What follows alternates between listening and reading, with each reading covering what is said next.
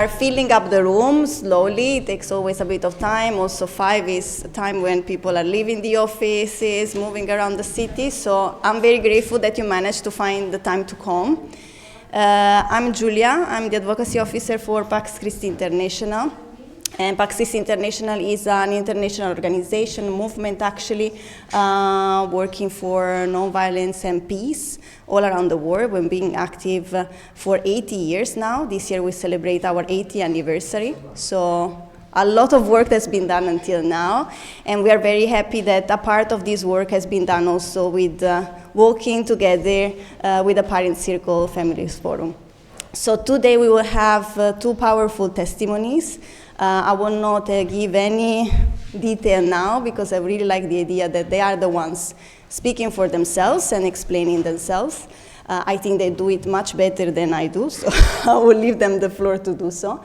I will give you a short presentation of the plan. It's not a very complicated plan for today, but I think it's important for you to know in case you are planning to leave at a certain point, you know what is the correct time to leave. So we are going to start now with a brief moment of reflection, and then we will lead directly to the panel. So we will hear from the 2 speakers. And after that session, we will have space for questions and answers from all of you. So if you are keen to ask questions, please wait for that moment. After that, we will go to a closing, and we will have some time to enjoy ourselves, our company, get to know each other better downstairs. So if you also want to network a little bit, just wait for the session too. So it's not a very complicated agenda, as I said, but it's important that you are aware of the time. So now I would like to leave the floor to the co-president of Pax Christi International, that is Sister Wamuyu, that she's joining now to this beautiful altar / stage. She will share with us a reflection, and then we will continue with the panel. Thank you. Do you manage to start? You can decide. So good evening, our friends,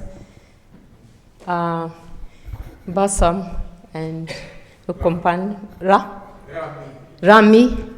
You are most welcome. I met you in Rome, and I'm really happy to see you here because the last time we met Basam was when they were receiving the Pax Christi 2023 Peace Award. So I'm delighted to meet you once again. And apart from that, this is a very special moment because by gathering together, you are reminding us what reconciliation is all about.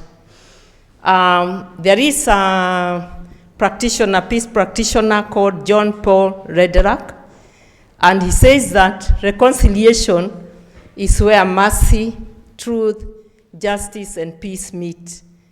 So by gathering here together, we are gathering at the center of reconciliation because all of us believe that another world is possible, a world where people can live together as one. And what great witness than our 2 people here, but they carry with them not only their families, but many other families. And I would like us to take a moment to stand, please, and remember all those children of Palestine and Israel, men and women of Palestine and Israel, and other parts of our world, but more so today because we are going to hear stories of those people. Some of them don't even know what peace is. The children who are born, they were born in war, they actually died in war, only knowing violence. So it's for those people we stand. Just for a moment to pray for their souls and those who are alive, to pray that one day they will experience peace.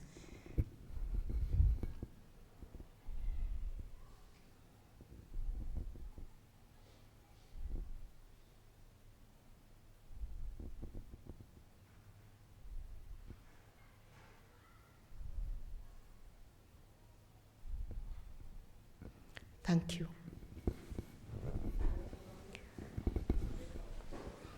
So I would like to say that since I have been thinking about this gathering, I have been taught a great lesson by the parent circle that it is possible for people to forgive.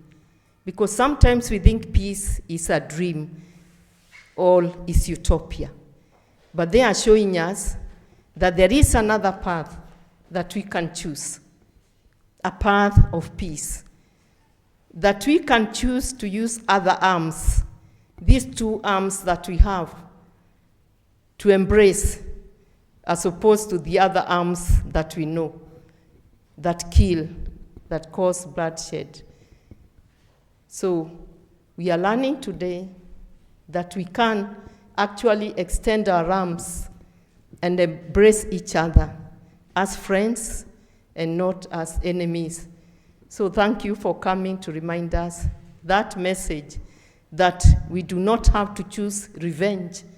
We do not have to choose bloodshed, hatred, name-calling, but we can choose peace. And we can choose another way, which is the way of non-violence, the way of love, that we can choose our hearts to love as opposed to hate. Thank you very much.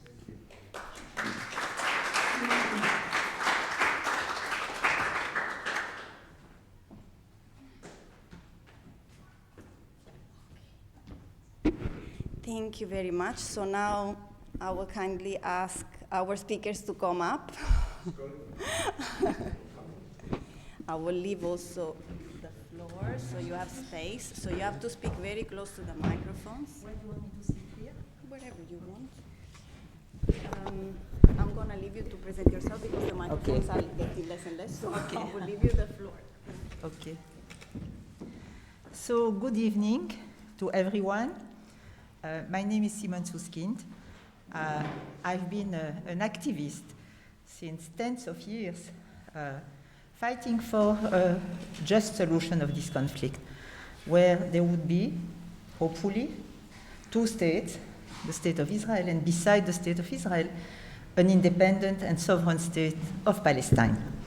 So I've been an activist in all this. And so the 7th of October was a real drama, because I was thinking that after all those years of activism, if we could get to this tragedy and then what followed, how is it possible to think of peace and justice?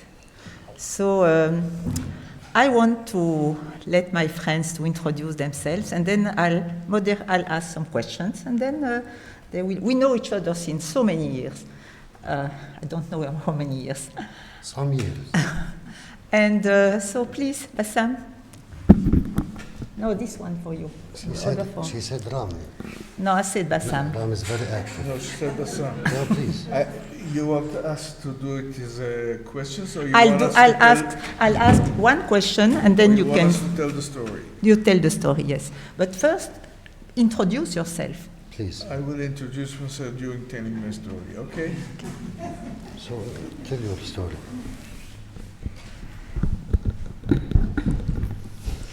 Hi, good evening, everyone. It's a pleasure to be here.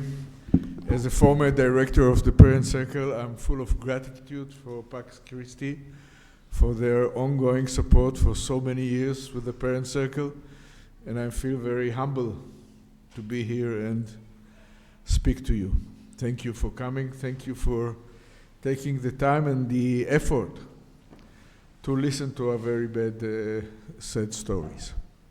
This Palestinian terrorist to my right is my dear brother Bassam Aramin. In so many ways, he's the closest person to me on earth. He's much closer to me than many of my own people, many of my own family.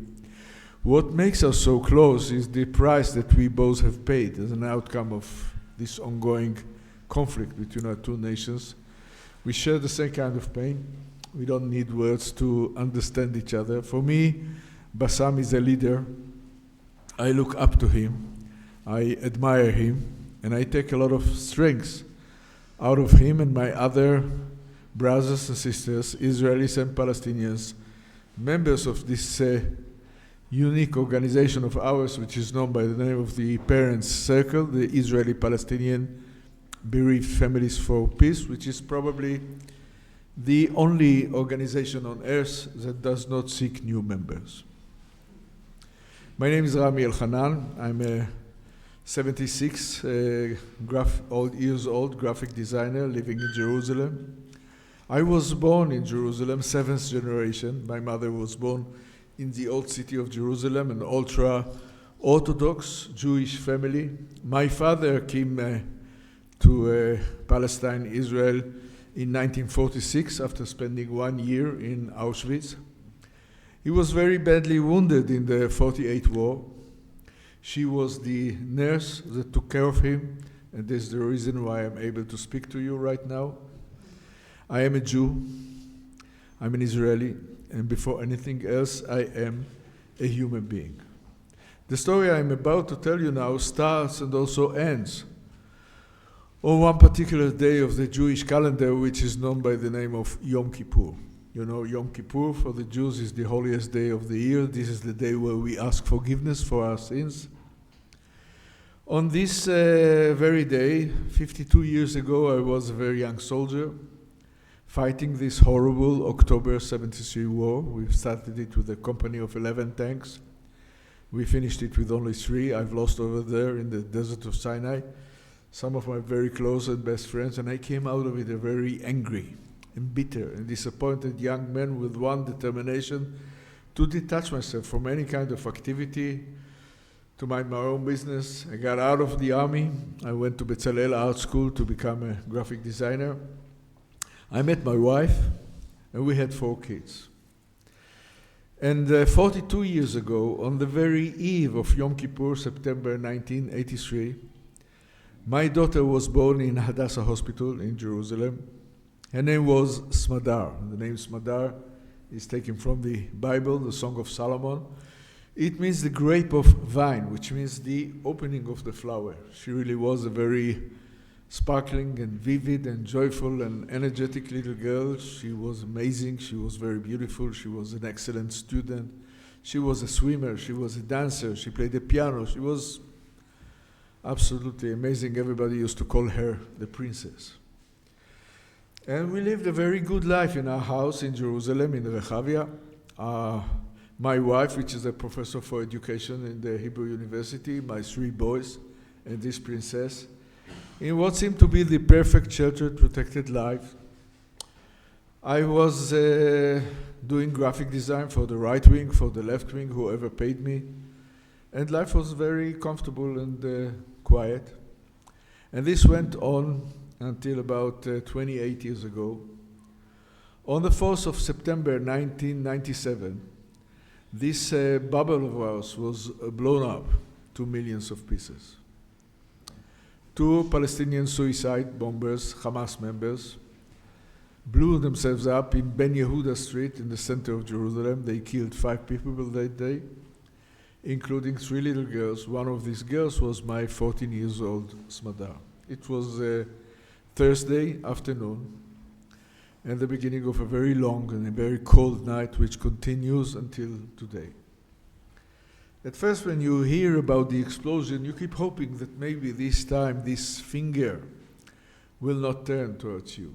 Gradually, you find yourself running in the streets, trying to find her. She completely disappeared. You go from hospital to hospital, from police station to police station, many long and frustrating hours until eventually very, very later that night, you find yourself in Abu Kabir, in the morgue, and this finger is stuck right between your eyes, and you see this sight, which you will never, ever be able to forget for the rest of your life. Then you come back home. Immediately, the house is filled with thousands and thousands of people coming to pay respect, to offer condolences. These are the 7 days of the Jewish mourning period. It's called Shiva'ah. And you are kind of enveloped by these thousands of people in a very clever traditional way that is designed to ease your passage to the new kind of life which expect you. On the 8th day, they go home, everyone to his normal everyday businesses. Suddenly you're left alone. You need to wake up. You need to stand up and face yourself. And you have to make a decision. What are you going to do now with this new unbearable burden on your shoulders? What are you going to do with this new personality of yourself, which you never thought could have existed? What are you going to do with this anger that eats you alive from within? There are only two ways to choose from, and the first one is obvious. When someone kills your 14-year-old little girl, you are so angry. There is only one thing in your head, which is getting even. When someone punches you in the face, the automatic response is punch back. And this is natural, and this is human, and this is the way most people choose, the way that creates this endless cycle of violence which never stops, and we see it today. But then after a while you start to think, we are human beings, we are not animals, we can use our heads. You start asking yourself questions. Will killing anyone will bring her back? Will causing pain to someone will ease this unbearable pain? And the answer is certainly not. So in a very graduate and complicated process, you come to the other option, which is much more difficult. Trying to understand what happened here. Why did it happen? How could such a horrible thing take place? What can cause someone to be that angry, that desperate, that mad and hopeless, that he's willing to blow himself up with 14-year-old little girl? Do you have some kind of connection to it yourself? Maybe some kind of responsibility? And then the most important question of them all, what can you do personally in order to prevent this unbearable pain from other people, from other families? But it's not that easy, it takes time. It took me more than a year, foolishly enough. At the beginning, I thought that I could go on with my life, pretending as if nothing had happened, go back to my studio, try to lead a normal life. But nothing was normal anymore, and I was not the same person anymore. And about a year later, on some occasion, I met a big man who changed my life completely. His name was Yitzhak Frankenthal. He was a religious Jewish guy, with a big kippah on his head. And you know how we tend to put people into drawers, and we stigmatize people and we judge people by the way they dress. And I was certain that this guy with the kippah is a fascist and a right-winger, that he eats Arabs for breakfast, and I prepared myself to fight him. We started talking. He told me about his son, Arik, a soldier who was kidnapped and murdered by Hamas in 1994.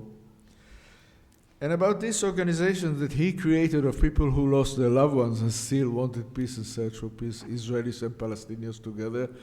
And I looked at him and I remembered that he was one of these thousands and thousands of people that came to my house a year ago during the 7 days of mourning, and I went crazy. I was so angry with him. I asked him, how could you do it? How could you step into someone's house who just lost his daughter and talk about peace? How dare you? And he, being the great guy that he is, was not insulted. He just invited me over to watch a meeting of this group of crazy people. And I got a little bit curious. I said, okay. And I went to see. It was 27 years ago. I was standing aside, very detached, very reluctant, and highly cynical, as I always am. And I was watching those people coming down from the buses. And from the buses came down people that, for me, as an Israeli patriot, were always living legends. People I used to look up to them. I used to admire them. I used to read about them in the newspapers. And I never, ever thought that one day I will become one of them. People who lost their children and still search for peace. I saw people like Yaakov Guterman. Yaakov Guterman is a Holocaust survivor, born in Poland. He lost his younger son, Raz, in the First Lebanon War. And he was one of the first bereaved fathers that had the guts to demonstrate against this evil war in Lebanon in times where you need to be a very brave person to do so. I saw people like Ronnie Hirschensohn, a very close and dear friend of mine, who was known in Jerusalem to be a peace activist. And Ronnie lost his 2 sons in this ongoing conflict and still remained highly motivated peace warrior. And then I saw something else. Then I saw something which was completely new to me, to my eyes, to my mind, to my soul. I was standing there watching the Palestinian bereaved families coming down from the buses, walking towards me, shaking my hand for peace, hugging me, crying with me. And I was so deeply shocked and so deeply moved. You see, I was 47 years old at the time. And until today, I'm ashamed to admit it was the first time ever in my life I've met Palestinians as human beings. Not as workers in the streets, not as terrorists, and not as transparent people. People, human beings who carry the same burden that I carry, who suffer exactly like I suffer. And I was so shocked. I remember seeing this old Arab lady coming down from the bus with this long black traditional Palestinian dress. And she had a picture of a 6-year-old kid on her chest, exactly like my wife carried the name of our daughter Smadari on hers. I'm not a religious person, I'm afraid to admit, in this neighborhood, and I have no explanation of what happened to me back then, 27 years ago. All I can tell you is from that day on, I devote my life to go everywhere possible, to talk to anyone possible, people who want to listen and people who will not listen, to convey this very basic and very simple message which says we are not doomed. This is not a destiny to keep on killing each other in this holy land of ours forever. It's not written anywhere, and we can change it. And we can break once and for all this endless cycle of violence and retaliation and revenge. The only way to do it is simply by talking to one another, because it will not stop unless we talk. I believe deeply that one can teach himself how to listen. I believe that once you are able to listen to the pain of the other, you can expect the other to listen to your pain. And then, only then, together, start this very long journey towards reconciliation, maybe some kind of solution. This is not a short way. This is a very bumpy way. There are no shortcuts. But this is the only way possible, because the other way leads to nowhere. And the price of the other way is horrible. So this is what we do at the Parent Circle. We are about 800 families, members of this organization, Israelis and Palestinians. What unites us? Our common denominator is the understanding that this abnormal situation in which one people is dominating the other is the source of our tragedy. That this situation, which is called occupation, creates victims, creates oppression, creates resistance, creates a cycle of violence which we pay the highest price because of it. So we are banging our heads against this very high wall of hatred and fear that divide our two nations today, and we put cracks in it, crack after crack after crack.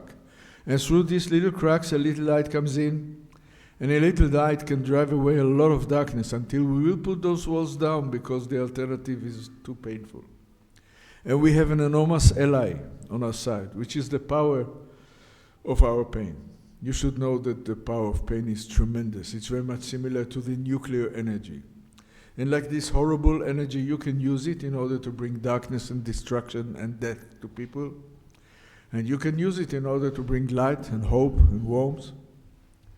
So we go around the country, we go from high school to high school, we talk to Israeli kids and we talk to Palestinian kids, and we tell them that our blood is exactly the same color, that our pain is exactly the same pain, and our tears are just as bitter. And if we who have paid the highest price possible, if we who have every reason on earth to want to kill each other, if we can call each other brother, anyone can. Anyone should. Thank you very much for listening.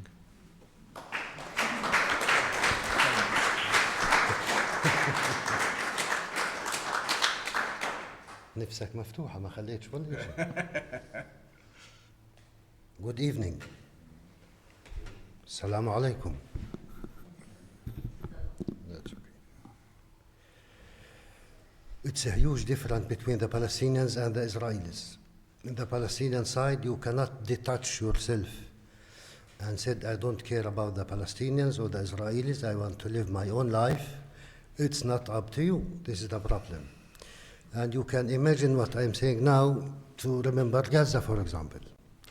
If you listen to the kids of Gaza at the age of 7, 8 to 10, you think his age is 100 years. They're talking about memories from 2 or 3 wars, which is unbelievable. This is why I found myself at the age of 13 as a fighter or a warrior, by raising the Palestinian flag, which is the only tool that we know how to make the Israeli soldiers crazy or nervous without understanding. In that time, it's not to liberate Palestine or to create a Palestinian state or for the national dignity. We don't understand that.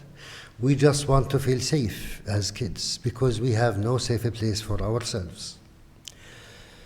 I spent 7 years in the Israeli jails when I was 17 years old. In jail, I learned that if you know your enemy, you can defeat him or you can kill him. If you only hate him, you will kill yourself. So in fact, I started to study Hebrew, the language of the enemy, to know how to kill Rami in that time. It's not personal. A few months later, I watched a movie about the Holocaust. Did you hear about the Holocaust? A little bit? Okay. So what I know about the Holocaust in that time, someone called Hitler killed 6 million Jewish people. I don't know from where this Hitler. But it's a big lie. It never happened. So I never think about it. I understand in jail this movie is about Hitler and the Jews, and in fact I want to enjoy seeing this movie. To see someone torture them, kill them, arrest them, occupy them, because I am in their jails and they occupied my people. What happened after a few minutes, suddenly I found myself crying, get sympathy with those innocent people. It was too much for me. I don't expect to see such atrocities. I don't believe that there are human beings can do the same to other human beings. I say to myself, it's just a movie and nothing like this in the reality, because it's against the human nature. You know, I born in a cave myself. I'm a very simple terrorist. I don't expect to see those atrocities. It's a long story, but I decide I want to know more about this big life. It's really happened or it's just a movie, which led me after more than 25 years to make my master's degree about the Holocaust in Bradford University in the UK. Then after that, I start to visit death camps in Germany. Then in fact, I understand that if you know more, you act much better. If you don't know, you don't know. You are a victim to what you know. And I discovered it's much better not to know, because you always agree with yourself, which is perfect. In jail, it's a very long 7 years. Their goal is to kill our humanity every moment. We are not there because of rehabilitation process, because we are killers, terrorists, bad guys. And for us, they are the terrorists, they are the killers, they are the occupiers, they are not our example. We are freedom fighters. So we need to keep our humanity in order to continue our struggle for our people. Briefly, I get released in 1992. I still believe in armed struggle as the only way to talk to those people. 93, suddenly we have peace in one day, Oslo Agreement between PLO and Israel. In that time, most of the Israelis and the Palestinians, they support this agreement. I discovered then that more than 100 years we are trying to kill each other, to defeat each other, in spite Israel with the United States of America, with the rest of the governments of Europe, against the Palestinians. But we forget to die, we're still there, but more blood, more pain, more victims. So we need to change our way to achieve the same goal. Then I start to ask myself, if they can sign such agreement, why they didn't make it 10 years before, 20 years before? At least I'm not going to be in jail, and they will save thousands and thousands of lives from both sides. In fact, I start to be active in my society in the Palestinian side by getting married, first of all. This is one of my activities. And suddenly I have 6 kids and a lot of sailor kids. 6 kids, which is worse than the Israeli occupation. It's a lot of responsibility. I decide that my son will never go to the Israeli jails because he don't know, or because he want to raise the flag. I am here, I know how to raise them up. This is what I thought.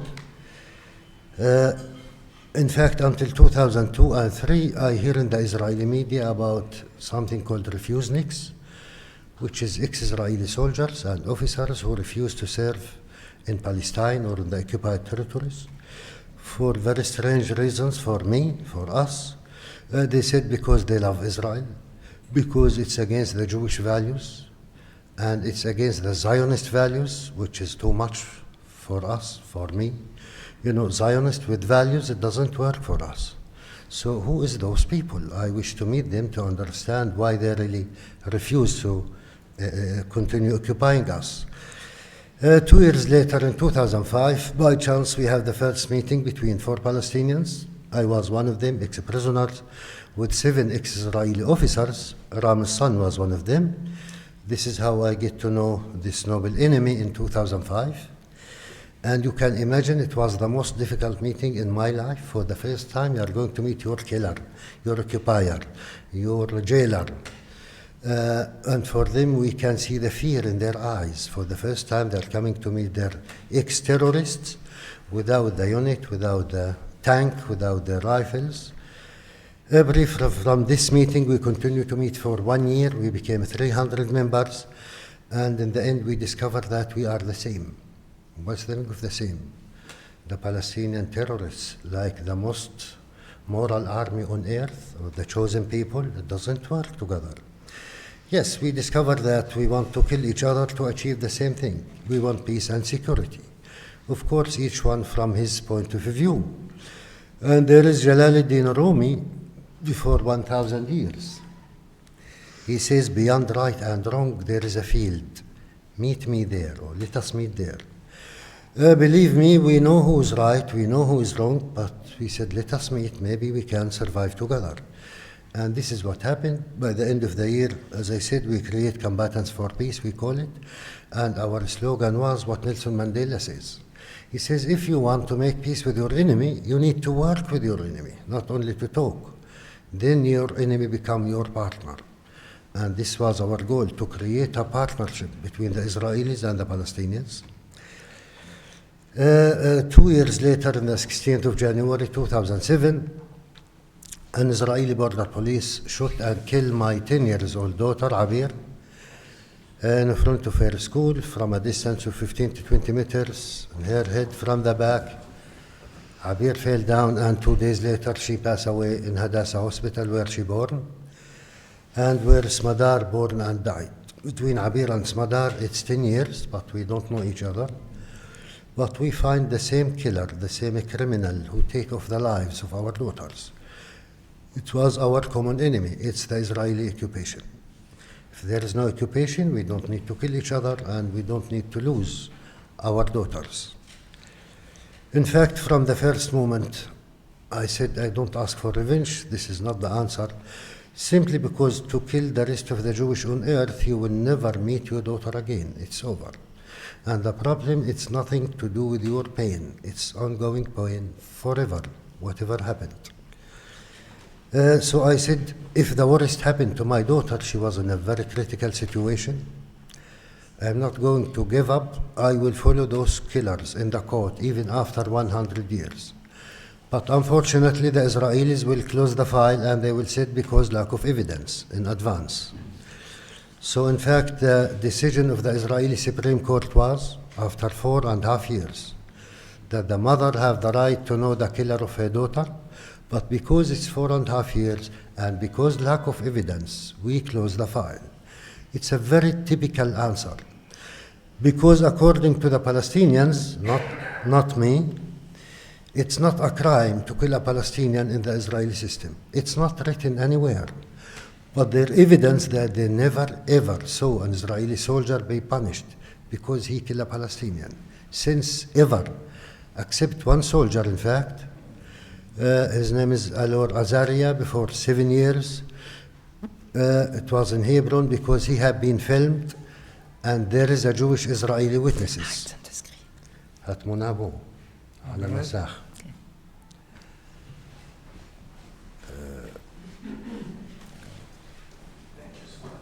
In fact, I met the victim who killed my daughter after 3.5 years in the Israeli court in Jerusalem, and I said to him, you are not a hero, you are not a warrior, you didn't kill the enemy or the terrorist, you just killed 10 years innocent girl.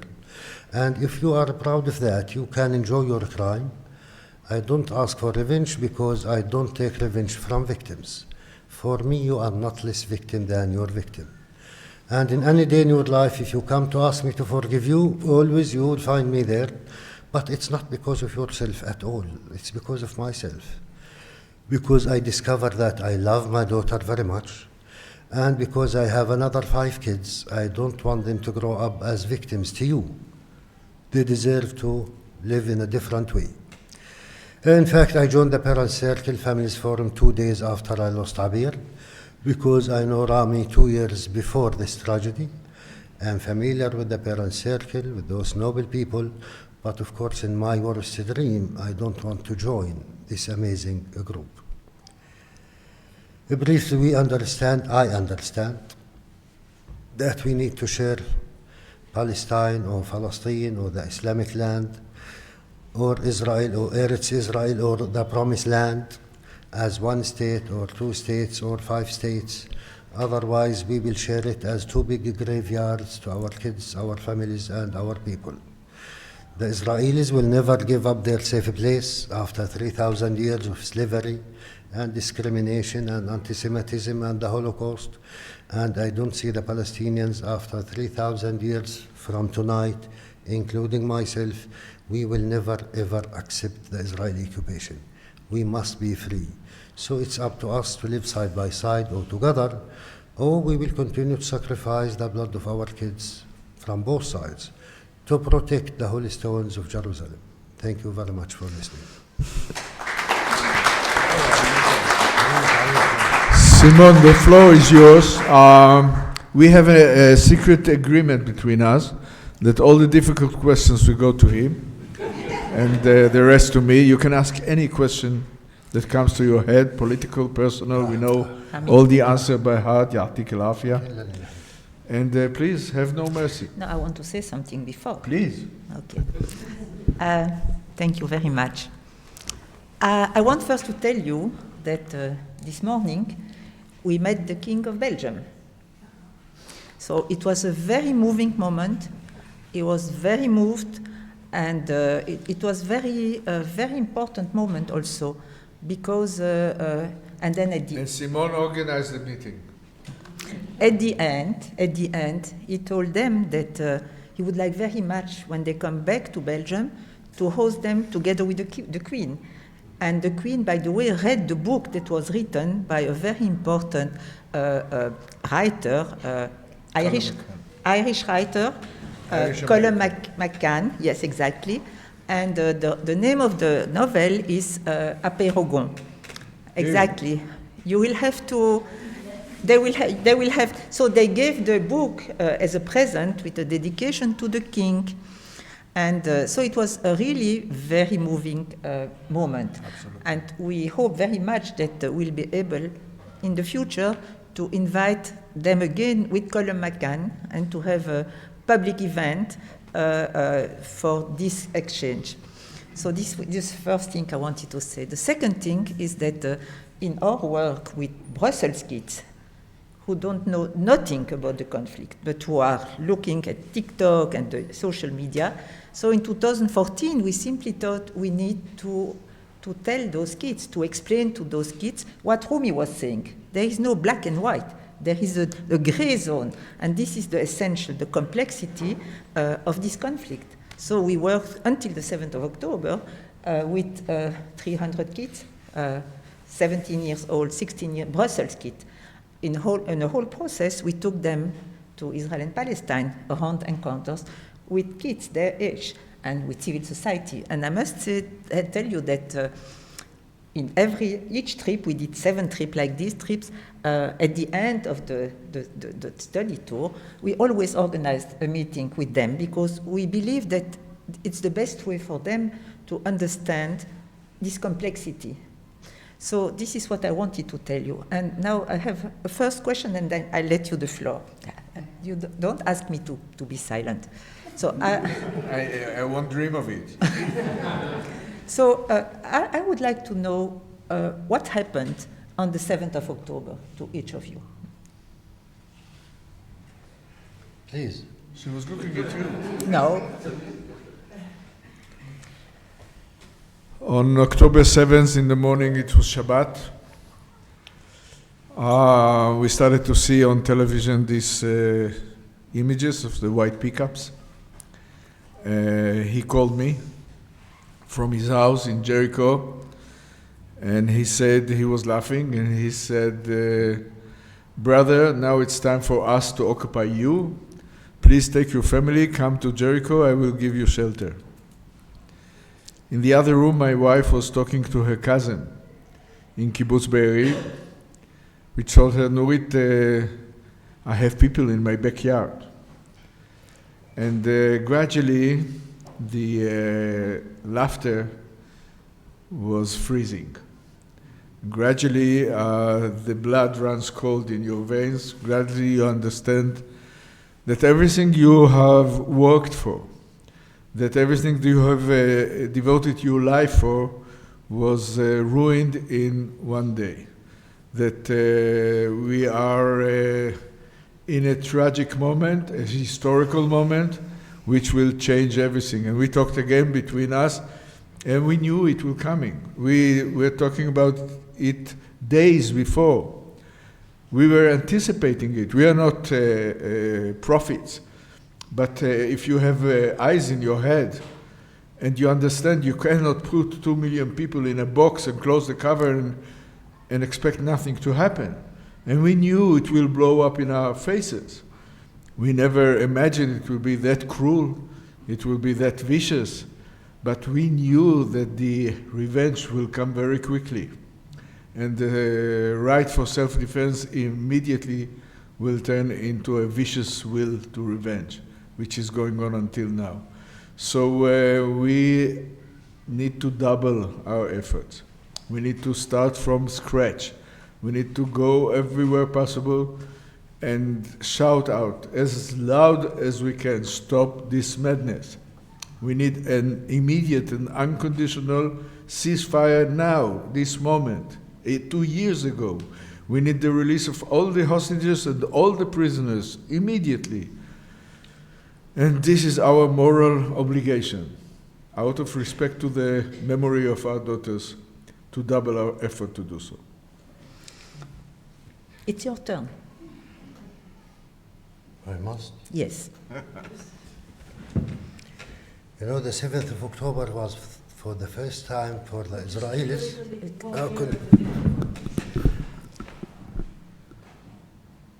For the first time for the Israelis since the Holocaust, which is true, to remind them of the horrors of the Holocaust.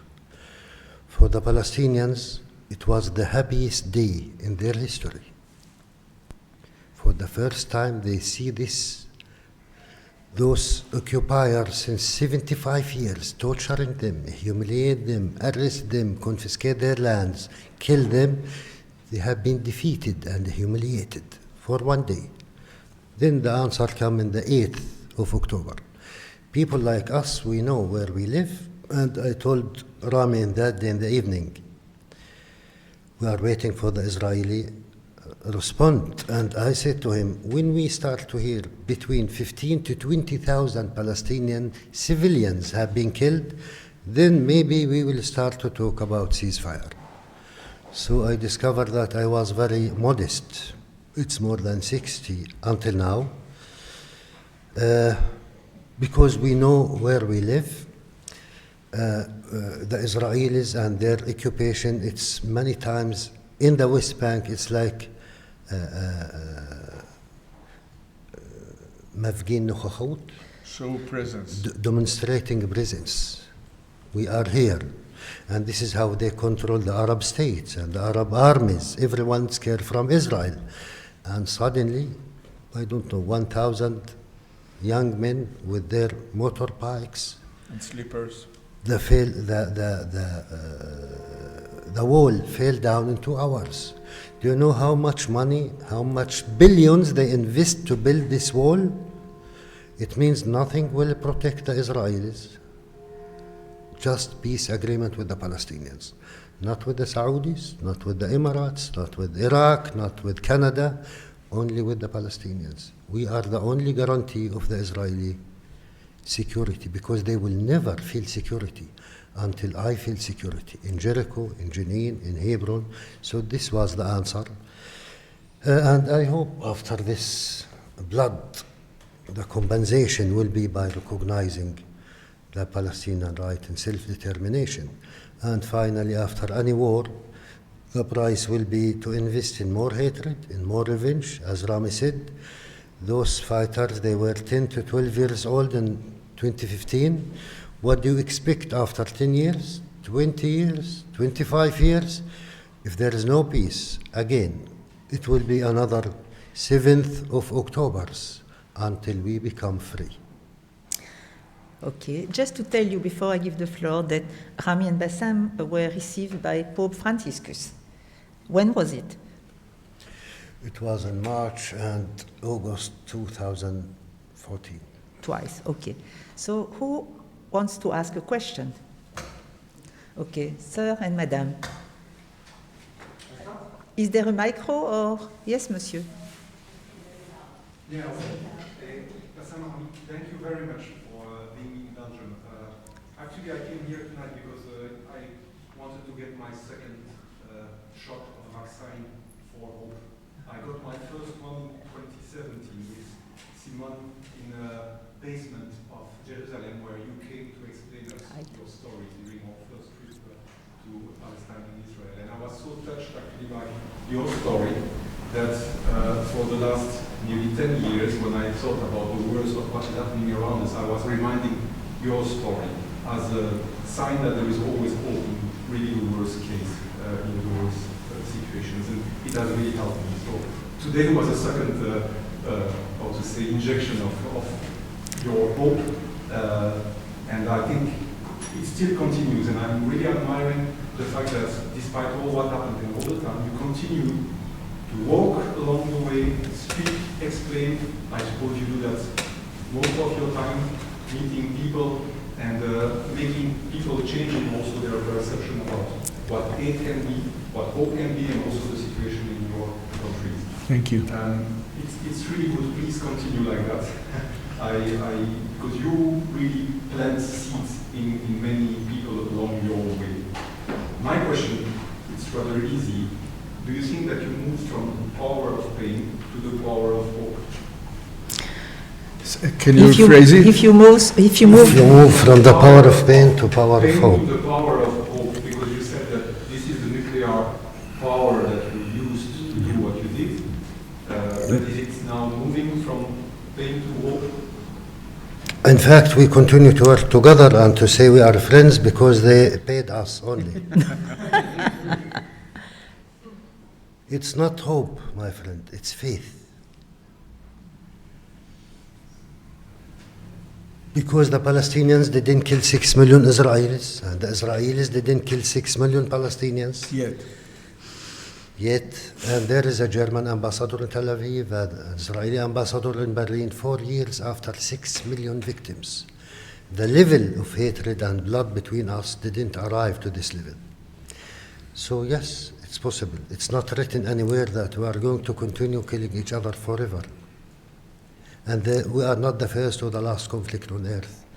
One day, very soon, they will sign peace agreement and we live in peace. This is for sure. I'm very optimistic. The problem when? How much blood those killers need to sign the same agreement? This is the problem. This is we don't know when, and we call the conscience of the world to wake up and to see the kids, the babies of Gaza as babies, as human beings, not as human animals. Unfortunately, the Palestinians, we don't have gold, we don't have oil, so we have nothing to contribute to Mr. Trump or Mr. Trump. yeah, and also others. For that, we are not important. The problem that, again, if they don't concern even about the Israelis, and they know that we will continue to fight because we must be free, and this is their investment, to invest on our blood, on our suffering. I believe also at the same time, after this wave will end, many Israelis will understand that this is the only solution, to recognize the Palestinian right. So it's, again, it's not a matter of hope, it's faith. And with faith, you cannot argue. We know our way exactly. Rami, you want to add something?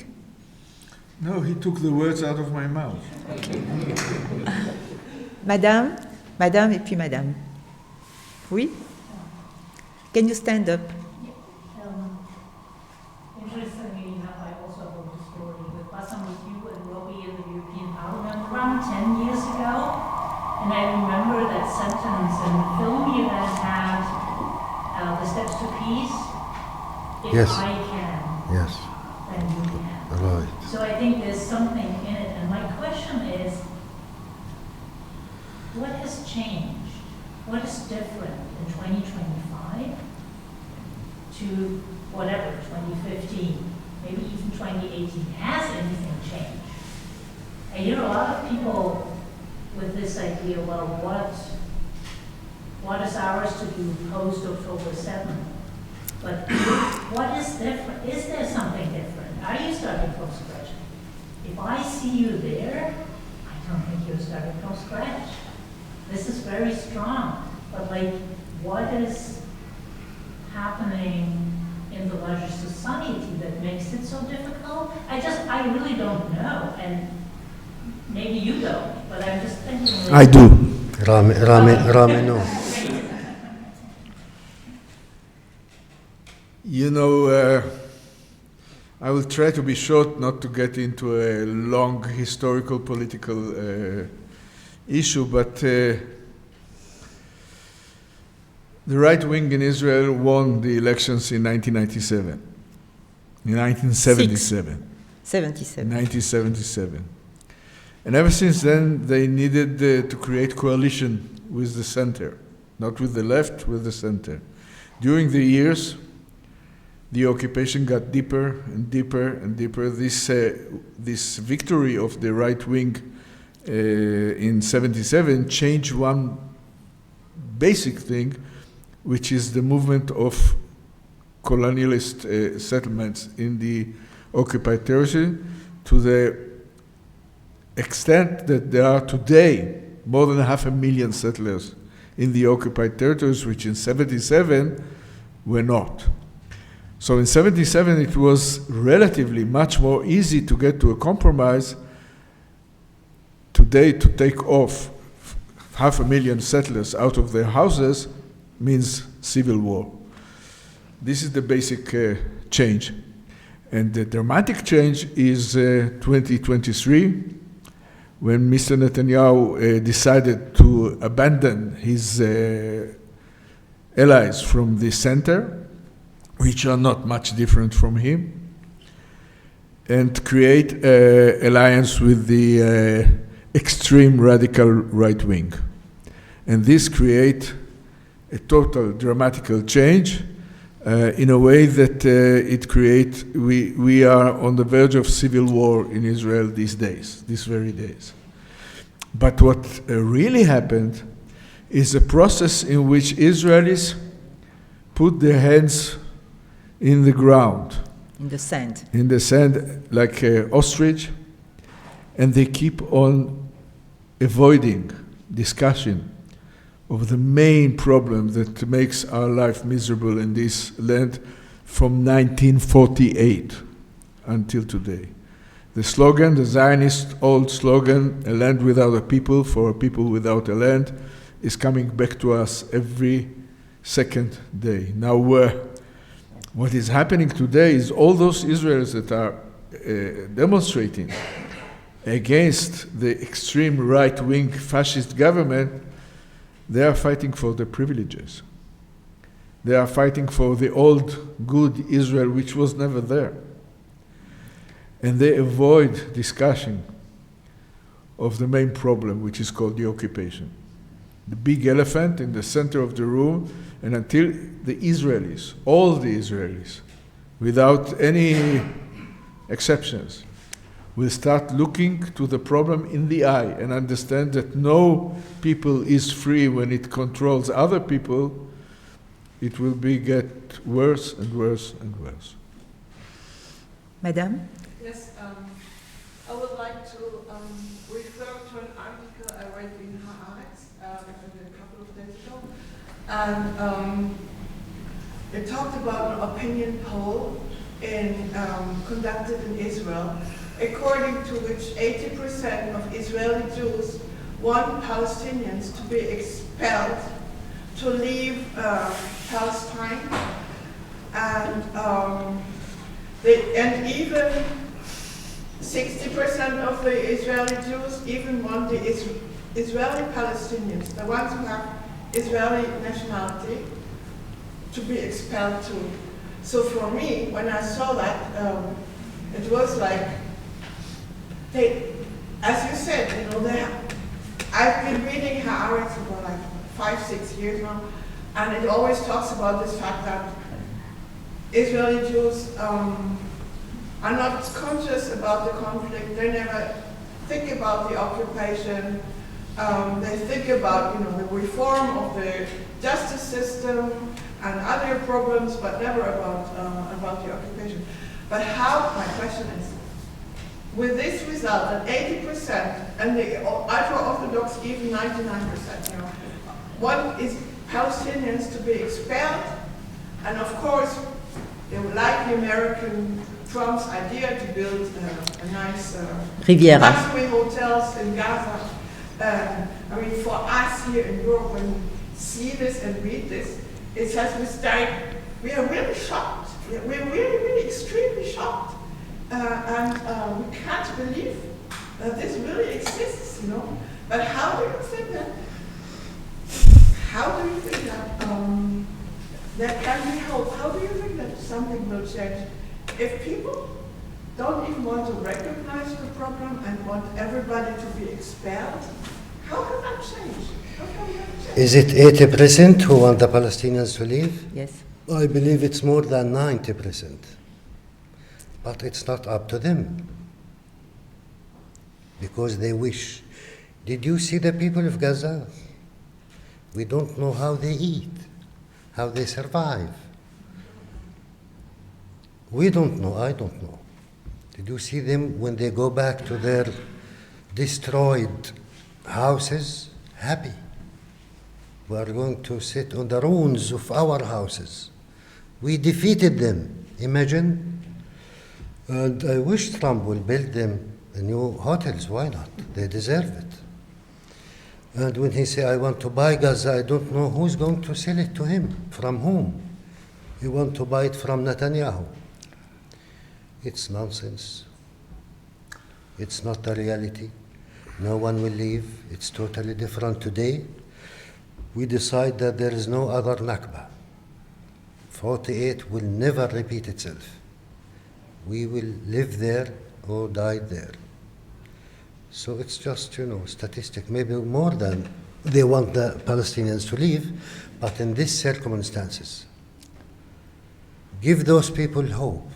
Give those people to feel security. They will change their mind. Mention the Holocaust in front of them 5 times a day. Always they will live in fear, the victimhood mentality. This is what Mr. Netanyahu and his fascist government did, in fact. I see that Ram wants to say something. Yes. Please. No, I will just add shortly that what you read in Iton Haaretz and this 80%, 30%, it has no consequences. I mean, it has not importance because of a very basic and simple fact. They are talking out of pain. They are talking out of humiliation. They are talking out of anger. And trauma. And they are talking out of desperation. They are talking out of desperation. They are talking out of desperation. They are talking out of anger. And they are talking out of pain. They are talking out of pain. They are talking out of humiliation. They are talking out of anger. And they are talking out of desperation. They are talking out of anger. and of course in trauma. What happened in October 7th is that the most moral army in the world, the terrorist organization which is called IDF, the 10th strongest army in the world, a nuclear power, was defeated to its knees by a bunch of terrorists on motorbikes with slippers. This is how Netanyahu described them. And this slap in the face and this humiliation created the Israeli response, which is not exercising the right for self-defense, but pure and cold revenge. So this prose that you read is typical and expected, because they cannot live with the humiliation. And we will need a process to heal from this wound. What I pray is that this blow, this humiliation, this situation which opened to the air the very fact that Zionism was designed to bring the Jews to a safe haven in the land of Israel. Israel today is the most dangerous place for any Jew and create danger for all the Jews around the world because of its behavior. And this is getting in very, very slowly, and people are waking up, and people are understanding that we cannot go on like this, that we need to do a restart, like in a computer, that we need to make a decision. What are we willing to kill for, and what are we willing to die for? Like, we have to rethink the whole thing, and especially the one basic notion of the current situation, which is a democratic Jewish state. There is not one country in the world that defines itself by its religion except Iran. And the Israeli Jews will have to wake up and give up two basic elements of their identity. One is the victimhood mentality. We carry on our backs 3,000 years of real victimhood. We don't invent it. We send our kids to Auschwitz when they are 16 years old. We are the only ones around the world that are allowed to be victims. And the kids that come back from Auschwitz drape with the national flag and the slogan "Never Again." Next year, this 18 years old kid finds himself in a checkpoint as a soldier, and he has to make a decision whether this old man is a terrorist or just a grandfather, which is not the place of any 18 years old kid in any place to make such a decision. And the second is the Jewish supremacy. We need to give up the fear from the goyim. We need to give up this idea that everyone on earth wants to kill us because we are the chosen people. And once we will be able to do so, we will be able to appoint Mr. Bassam Aramin to our Prime Minister, our President, our Emperor, and there will be peace. It's a problem because I like you. One second, I want to add 2 points. The first point is, where is Europe in this? What did Europe do since not only the establishment of the state, because they voted in the UN for the establishment of a Jewish state, beside a Palestinian state, the partition of Palestine. But they did it because on the one hand, they wanted to get rid of the Jews who just came out from the Holocaust, and secondly, they wanted to get rid of the Jews in Europe. So I believe that this was one motivation. We had still colonization, France, the Brits, they were colonial states. So this is one thing. Where is Europe? Where was Europe, which is the only democratic model for Israel and Palestine? So this is one thing I want to say. Then the second thing I want to say, and we need to work on Europe. This is what they do, and all the Israelis and Palestinians who come to the European Parliament to meet with External Action Service, who beg Europe to stand up and to play a role of a power that has economic ties with Israel, that has military ties with Israel, and which doesn't take any action because Europe is divided. since many years. So this is the first thing. The second thing I want to say is that things are happening not only in the European public opinion, since what we see in Gaza, but things are changing within the Jewish communities also. It took time. It took much time. But we start seeing within Jewish communities in Europe, in the United States, cracks. You were mentioning cracks, very important cracks, because during tens of years, the Jewish community was simply given unconditional support for all the Israeli governments. So now it's beside radicals like us, of people like us. But the things are changing drastically. You see rabbis, a young generation in the United States, intellectuals, Jewish intellectuals, who start saying this is not us. It's impossible what Israel, the government, and the army are doing in Gaza and the West Bank. In Europe, you see changes. In the UK, where you have the most important, the umbrella, the Jewish umbrella, Jewish organizations, which is called Board of Deputies of British Jews, which is a very important organization. They have 300 leading members. For the first time, 3 or 4 weeks ago, a group of 36 members of this very important organization. It's the oldest Jewish organization in Europe. They wrote a public letter in the Financial Times saying we cannot accept this. It's against our values. We cannot go on like this. It was a huge scandal in the British Jewish community. Here in Belgium, for instance, with a group of Jews, we launched an appeal where we said what's happening there, it's not in our name. Because we feel responsible for what the Israelis and the army and the government is doing, because we are part of they are part and we are part of the Jewish people. But we cannot accept that what's being done there since many years, but recently also, so it's not in our name. You have Israelis who have left Israel, who live all over Europe, who simply, they cannot live with this. And we organize together with them, and they have the message that they are saying to the Europeans. They say, put an embargo, arm embargo on Israel. Not that we are the biggest arm delivering to Israel. The Americans are the biggest one. But Germany is sending 30% of arms. So it's time Germany changed, even though it's starting to change. And the second thing was suspend the agreement between the EU and Israel. So it's very difficult, it's nearly impossible because they need unanimity for this. But things are starting to change. And for instance, we can ask also to our government, stop giving asylum or giving possibility for settlers, violent settlers, to come to Europe. So there are things that we need to do and that we can do. I totally agree with you. So, yes? Can you stand up so people... Well, thank you. Good afternoon. I'm not a specialist. I'm aware, just as general public, as of the occupation. I haven't heard of the word apartheid so far, but I'm aware of that too.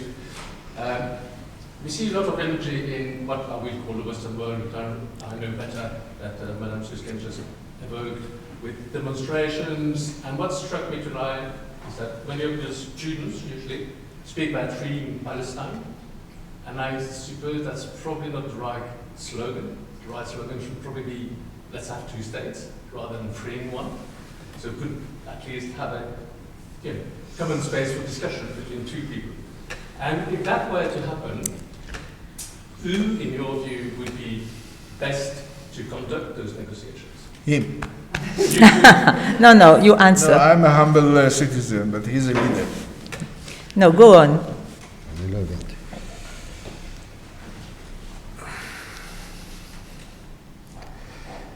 The question is not the number of states. We are way, way beyond it. The question is how do we get of this impossible situation? 1 state, 2 states, 10,000 states, federation, confederation, many, many ideas. There are so many people with good intentions that offer so many, but we live on the ground and we see what's happening. And we suffer from block minds, which cannot move forward. And what we need to do is, as I said before, we need to do a restart, like in a computer. And we need to understand one very basic fact, which is essential for the understanding of the whole situation and the prospects for the future. Between the river and the sea, there are 12 million people. 6 Palestinians and 6 Israeli Jews. They are not going to go anywhere. They are doomed to live there together. The Palestinians will not throw the Jews to the sea. The Israelis will not throw the Palestinians to the desert. We are going to stay there.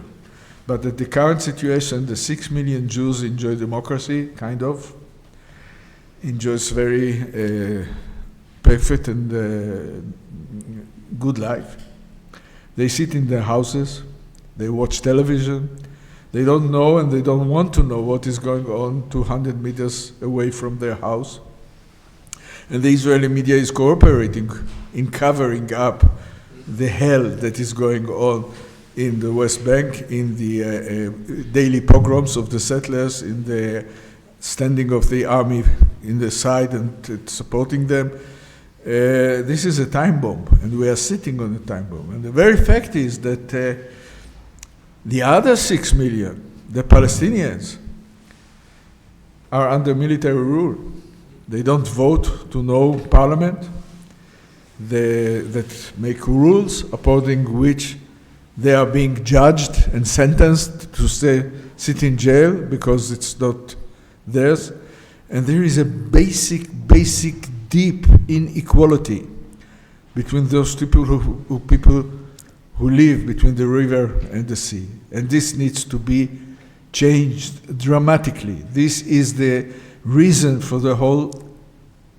The solution lies in one word. One word only. The word is respect. You have to be able to respect the guy next to you exactly as you want to be respected.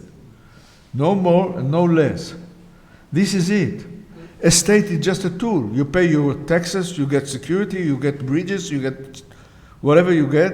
You don't die for it. You don't kill for it. And we need to change our basic values. We need to rethink what will prevent those thousands and thousands of good Israelis that look in the mirror, that are ashamed to be called Israelis, that cannot live with this current situation and go out. And the more of them will go out, the less Israel have a chance to survive. Bassam, you want to add something? I agree with you. Okay. Before giving the floor, if somebody else wants, I want to add something. You know, I went to Israel and Palestine in February 2024. So 3 good months after 7th of October, the war that started. And I was thinking when I came back, there's such an energy within the Israeli civil society. There are tens of NGOs trying to fight. 82, trying to fight against the occupation, trying to fight for, with all the differences. You have all the gray zones, the different gray zones, but you have this existing and fighting every day. You have now Israelis who demonstrate with the photos, pictures of Palestinian kids of Gaza who were killed. So it took time, but you can see it. So when I came back, I was thinking that within the Israeli parliament, the Knesset, there is not with whom to speak. No party at all.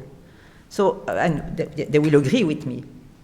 All the leaders of the different opposition party, quote unquote, they are the same as Netanyahu with a different wording. So I was thinking that the only hope for a real change within Israel and a political alternative is civil society.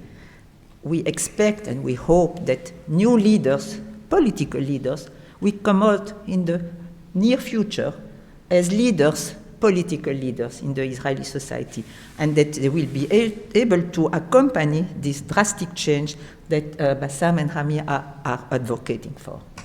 So in this case, I will say something. Yes. In fact, we host a very high delegation from South Africa. We take them to Yad Vashem, the Holocaust Museum, and we take them to Nablus, not to Gaza. And they said like this: it's more than apartheid and less than Nazism. So we went to South Africa together twice. And believe me, it's more than apartheid. Yes, somebody else there at the end. Can you stand up? Yes, hello. I wanted first to thank you also, and I'm very proud that the Committee of the Regions helped to bring you here. Thank you. And we are grateful. Well, it's a special recognition of an award that we have, but this is not why I wanted to speak. I wanted to ask you, what do you think should the international community do to stop it? Because apparently what is going on inside, I come from ex-Yugoslavia, I'm Croatian, and I know that until the international community acted, it wasn't possible to. Although we had a war and well, it lasted quite long, it lasted 5 years practically. Still, the international community was very important to settle things, although not everything was perfect, but these people still live now more or less in peace, let's say. And to get there, what do you hope the international community should do? Should the International Tribunal arrest Netanyahu? What would you hope for us to do, for the international community?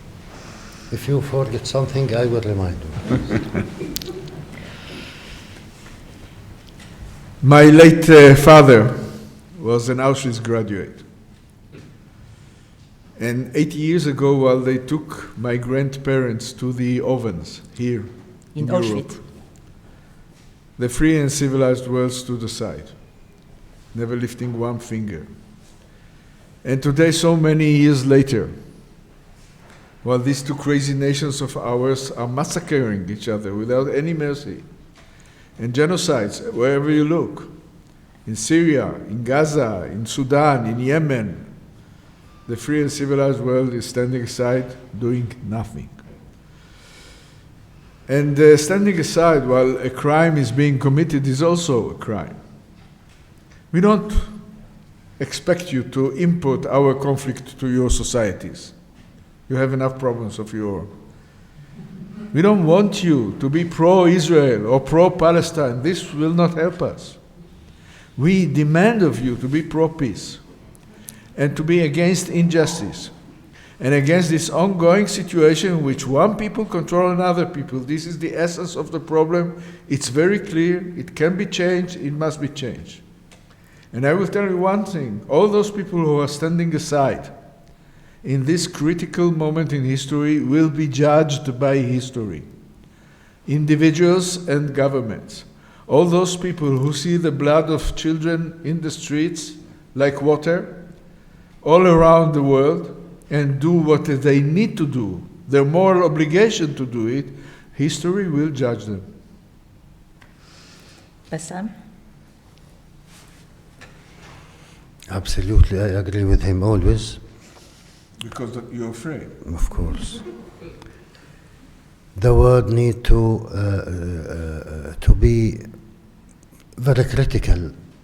They are talking about democracy, human rights, international law, and for the Palestinians, they don't believe in those things. It's not exist. So for me, Israel never respect the UN, for example, the United Nations. They destroyed all their buildings. They kicked UNRWA, which is part of the UN, and they are a member of the UN. From the other side, Palestine is not. The world needs to recognize Palestine as a state. It's the shortest way to put a limited in front of those fascists, and to save the people of Israel, by the way. The one who the most benefit from the Palestinian state is the Israeli people. It's the only guarantee for their security. As I said before, it's the only way. So we ask them to recognize Palestine as a state and to prevent war criminals according to the West laws. It's not the international criminal law, it's not Palestinian. To prevent Netanyahu from leaving Israel. And at the same time, those war criminals who are very proud that they killed tens of kids in front of the camera on Facebook, also they need to be arrested and to be in jail. You know, many European delegations went to Israel, they need visa. The Israelis, they come here without visa. Anyone, they don't want him, they kick him out. And you keep silence. Even if ministers, delegations, officials, they refuse him, come back. Why you keep silence? You're scared that they will say it's anti-Semitism. This is the sword. As long as you keep silence, I believe you deserve to be silenced. Don't keep silence. And this is exactly what I want to say.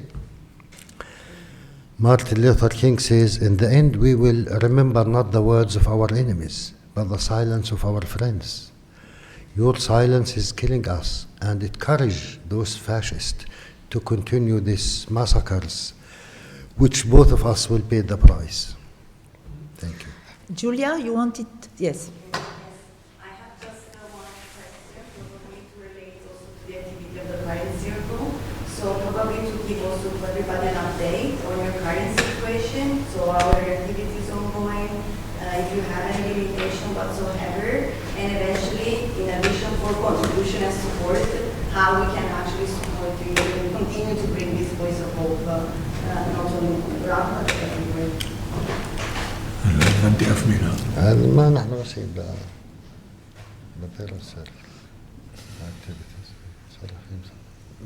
دعم.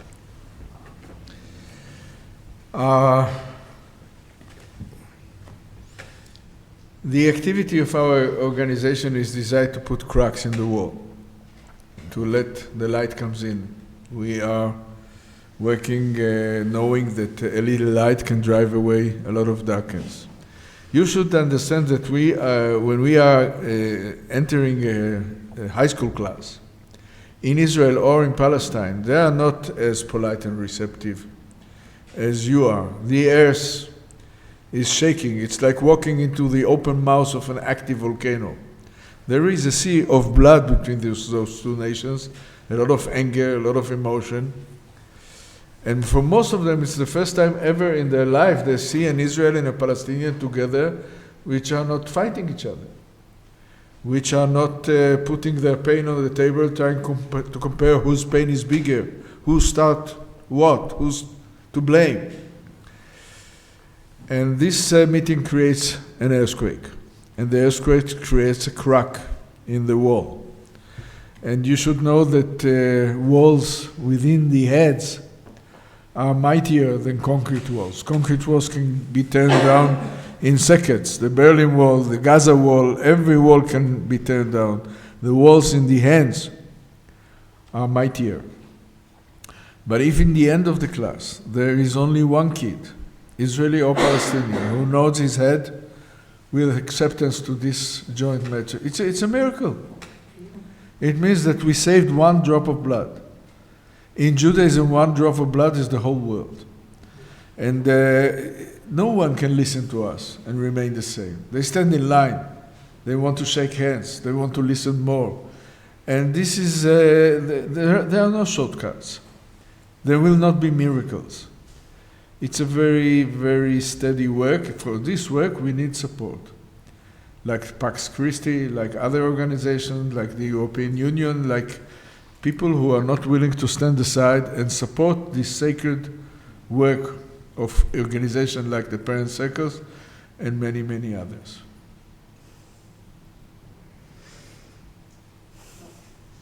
Oui, madame. There is one thing I'm extremely impressed. It's the fact that Madame was able to organize a meeting with the Belgian king. I'm French, so you know I'm a Belgian. I'm extremely impressed, à titre personnel, by the fact that you have been received by the King of Belgium this morning. But we have received by the Pope twice. Yeah. We are. You know, the Pope is someone who has a moral weight, but for a number of people he doesn't count. Even if you are 1 billion people. The fact that the King of Belgium, who represents Belgium even without political power, is for me an extremely strong statement about a hidden support. And I say this because I have been working as an official at the Council of the European Union, not as a political one, but as a technical one, as a Secretary General. And I follow very closely what's happening. And I was, worried. And for example, that we have had a political declaration on 25th of October 2024, déclaration sur la vie juive et l'antisémitisme. Okay, on Jewish light and anti-Semitism. Which is, in fact, the way when you read this text, which is a non-legal text officially, and I have been looking for it so this I can be personally tracked that I asked for the other versions of this text, which means that the European institutions do something which is now going to be used by our national states of the European Union to make laws, and they are going to refer to a text that is public but that is difficult to access. This is very tricky, and this is why I know also that everything is considered to be anti-Semitic. So I must say I congratulate Belgium personally and the Belgian king for the political courage he has had. Thank you. Because when this is going to be known, the Jewish lobby, I mean AIPAC in the United States, the French Jewish lobby and the Belgian Jewish lobby are going to react very angrily about this. So I want to congratulate the Belgian king for having done this morning. Let me say 2 words about. It is already on Facebook. Yes. On the king's Facebook page. Yes. Yeah. Thank you. Thank you very much. Let me say 2 words about anti-Semitism because it's important. What you said is essential. It's essential not only in Belgium, it's essential all around the world. The guilt of the world, the continuous guilt complex about what happened 80 years ago lead to blindness. I'm a Jew. I'm a proud Jew. No one is perfect. It's okay. I'm a Jew with the utmost respect to my history, to my tradition, to my people, to my religion. And I will tell you that ruling and oppressing and humiliating and occupying millions and millions of people for so many years without any democratic right is not Jewish. There is no connection between this as any Jewish value. And being against it is not anti-Semitism. And if you get into an argument, you can quote me. I want maybe just to add, you want me to stop? No, okay. I want to add, I want to reflect to both of your remarks. Firstly, I didn't decide to see the king. It was not in my mind when we organized this trip with Julia. 2 or 3 weeks ago, the cabinet of the king phoned me and told me that the king would like very much to receive Israelis and Palestinians who are fighting for peace and justice. So I told the cabinet, I said, you are very lucky, because we are going to have these 2 men here why doesn't the king receive them? So it's not especially us. No, yes, finally. So finally it was special. So it went very quickly. And you know, at the end of the meeting, the king said, he was so moved, really, very frankly moved, very deep moved. He said, you know, next time that you are coming to Belgium, I want to see you again, and I want my wife, the queen, to meet you too. She couldn't today. And by the way, she read the book Apeirogon, okay? The book that you are having in your hands. So, second remark, it's about the hijacking of anti-Semitism. It's a strategy that was built from Israel to leading Jewish organizations in the world to push the governments and the institutions, because you have universities all over the world and so on, who signed on to this definition of anti-Semitism, which is not binding, in fact, but which is made binding with 11 examples. The definition is 2 sentences, but the 11 examples which are pushed in this IRA definition, 7 of the examples are simply qualifying you, if you don't respect these examples, to be an anti-Semite. So what happened immediately... And designed to shut any kind of... Yes, criticism. but what happened immediately after is that 300 Israeli and Jewish intellectuals said, we cannot accept this. And they worked on an alternative definition, which is called the Declaration of Jerusalem, or the Declaration of on Anti-Semitism from Jerusalem. And it's simply correcting this. But they did it against the state of Israel, and they did it against the Jewish communities. So there is a fight that many Jews, but also many international forces have to lead against this, because, as they said,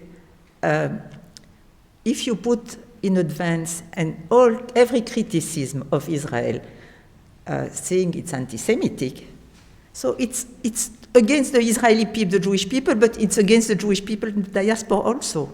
So we have to be very aware and very active in order to fight this. And I know that the Council, the European Council, because they have lobby, you have lobby there in the Parliament and in the European institutions. I know. Extremely powerful. I know. So we need to fight this. We need to build counter lobbies, okay? Citizen lobbies. This is something that we need to build also. They are very strong because you keep silence. That's it. It's very simple.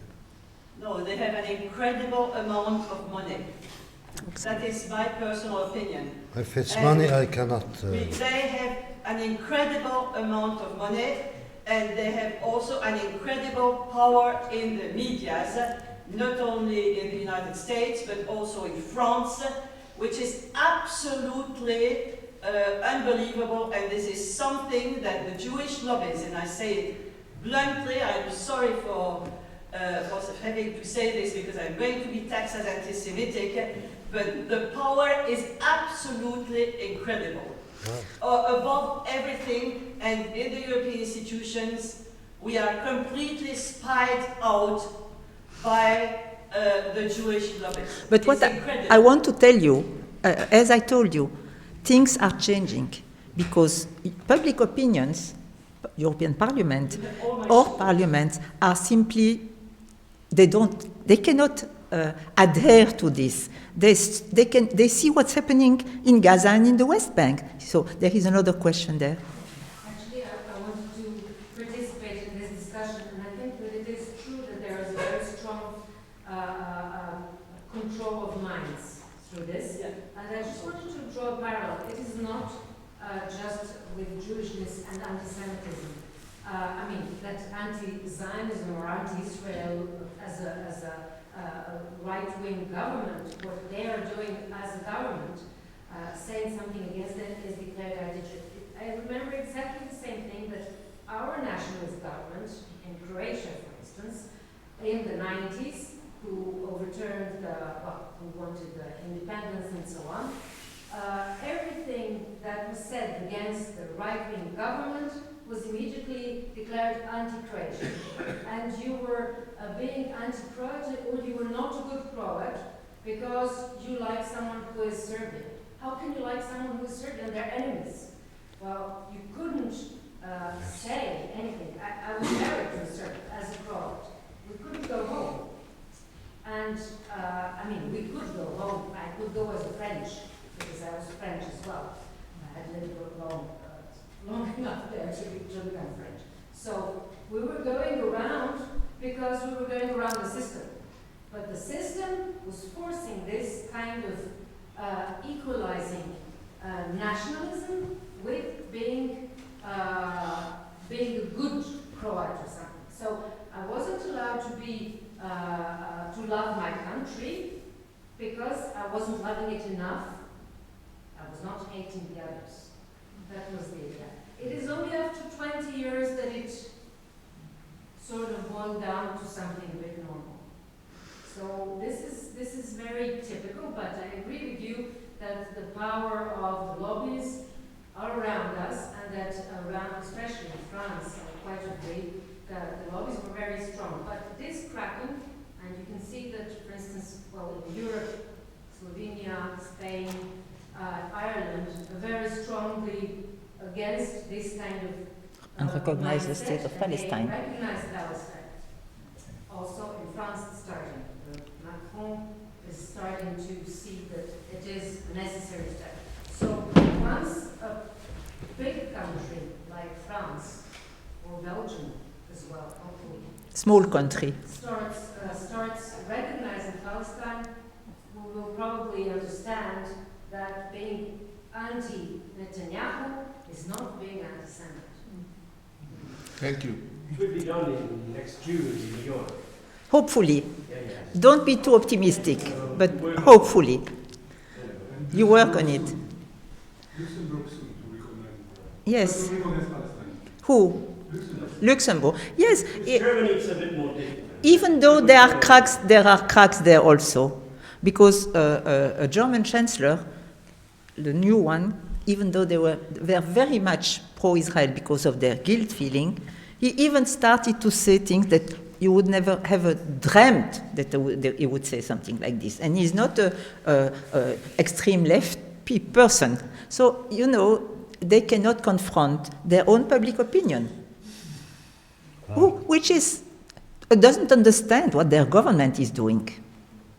Also, about opinion, if I can add something, the students in the whole world are showing them the way, because young people are not gobbling all that the media are giving them. And the media are giving them mostly the allowed story. Students from Harvard to Columbia to Ireland to wherever, they're against this. They're for the recognition of Palestine and against the genocide, obviously. Somebody else? Because I think we can have a drink downstairs. They look very tired. Maybe you want to say something, Julia?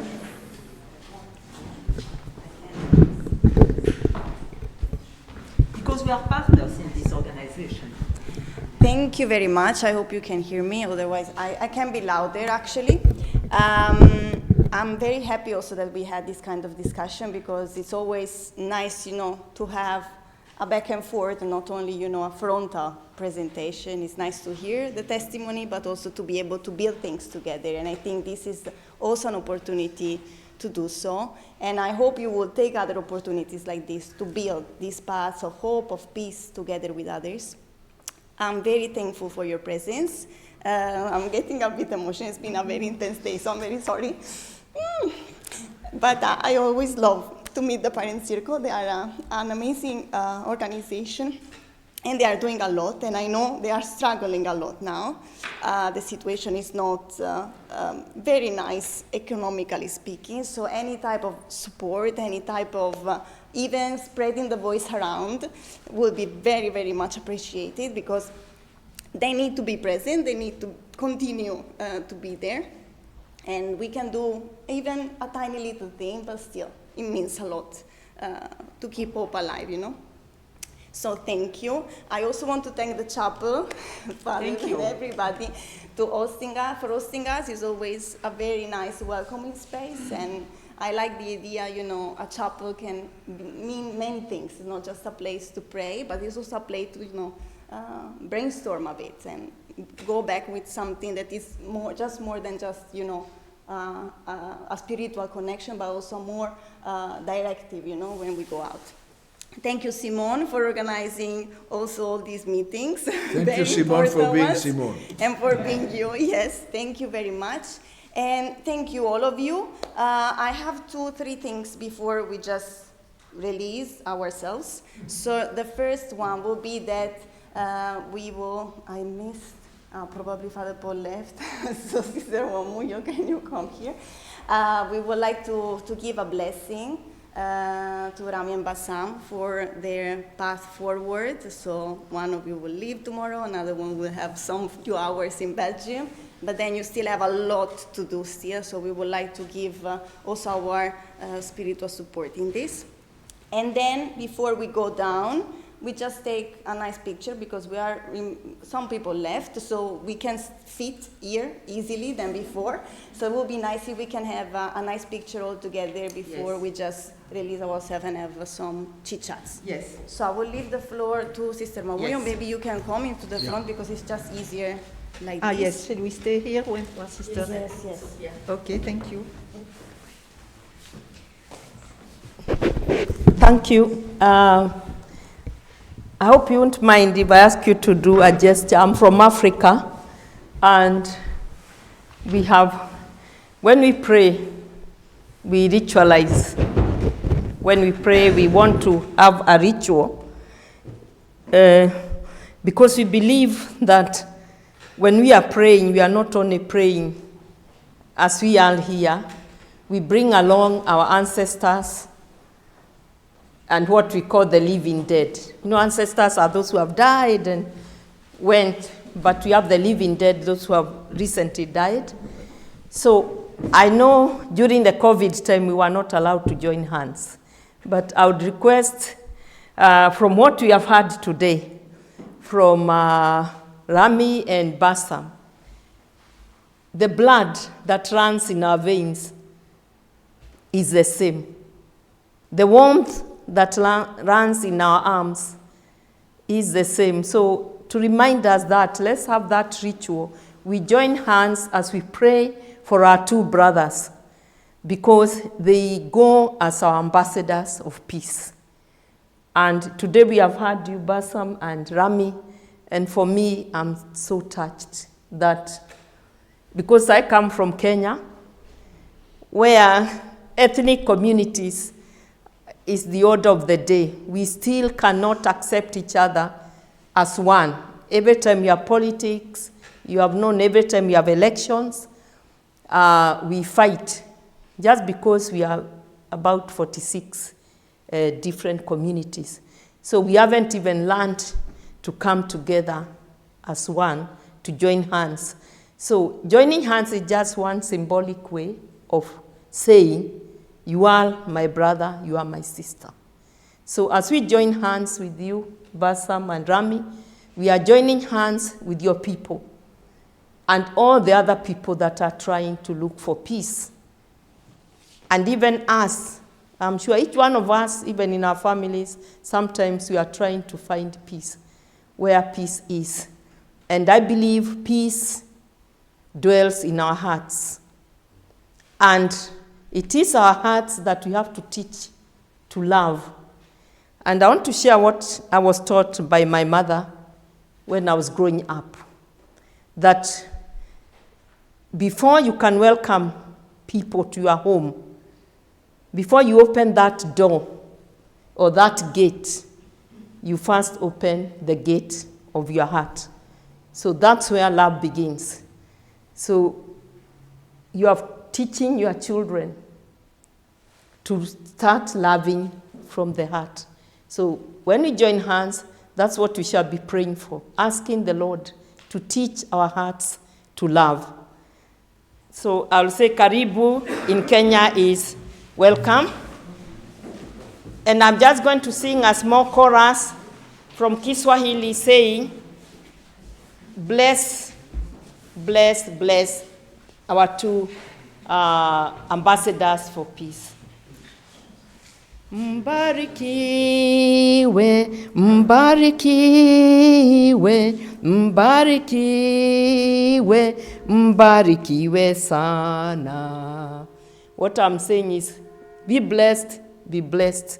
So let's pray. Loving Father, loving Creator of us all, we give you praise, we give you thanks for bringing us here together as one family that loves each other, one family whose blood flows to each other. As we touch each other, we listen to the blood flow from one hand to the other. We want to pray for our brothers this night, that, Lord, you will give them the spirit of courage, the spirit of strength, that you will walk with them, that they will not have fear as they speak the truth, that you will use them to be your feet for peace, that you will use them to speak for justice, that you will use them to bring compassion to their people and to the people of the world, that you will use them to be instruments of peace. We thank you, we praise you for gathering us together. We bless them with anointing oil of gladness.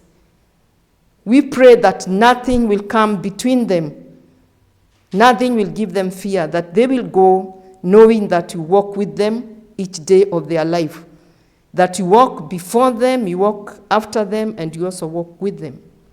We thank you and we praise you for loving us, for caring for us. And we pray for this nation here in Brussels.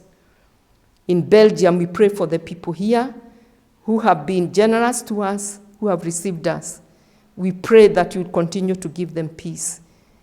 May blessings flow from our arms to the whole world. And we pray this knowing that you have heard us and that you love us because you created us out of love. Amen. Thank you very much. So just shake. This is why they said, if you teach a man, you teach one person.